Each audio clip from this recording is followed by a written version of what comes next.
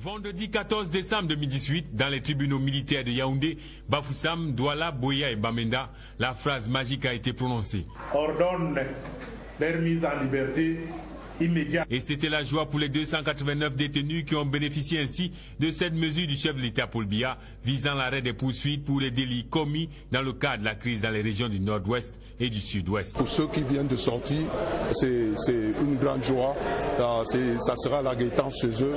Leurs familles vont reconnaître cette décision. Nous saluons l'initiative du chef de l'État qui, par cette décision, va apaiser sans nul doute ce qu'on peut appeler aujourd'hui crise anglophone. La mesure du président de la République qui s'inscrit dans le sillage de l'apaisement a été favorablement accueillie par les bénéficiaires. Je vais donner un grand merci pour le chef d'État parce qu'on ne pense pas qu'il va aider nous là. Comme il a aidé, je vais dire merci pour ça. Je vous remercie le Seigneur et le président de la République, oui, et que la paix revienne au Nord-Ouest et Sud-Ouest.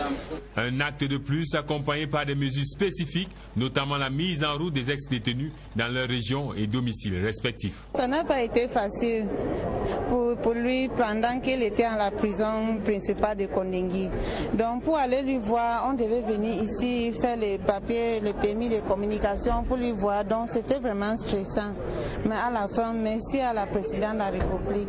Ces Camerounais ont pris des engagements fermes au vu des nombreuses actions menées par le chef de l'État pour une sortie de crise qui garantisse la paix et l'unité au Cameroun de façon durable. J'ai été très content de dire que, d'entendre certains me dire que la maison carcérale n'est pas bien, ainsi de suite. Ils ont été trompés, ils ont été bernés, voilà. Ils ont compris, ils ont été utilisés. À tous mes frères qui sont en brousse, je leur demande pardon de cesser tout et revenir, puisque le chef de l'État a procédé en commençant par la libération, et je pense que ça va y aller et que la paix doit continuer à régner.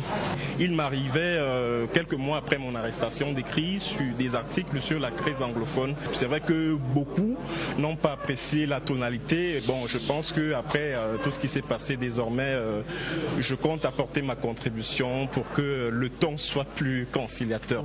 Cet énième acte magnanime du chef de l'État Paul Biya renforce le contexte d'apaisement et envoie ses désormais ambassadeurs pleins de bonne volonté vers ceux-là qui résistent encore à l'appel de la paix, de l'unité et du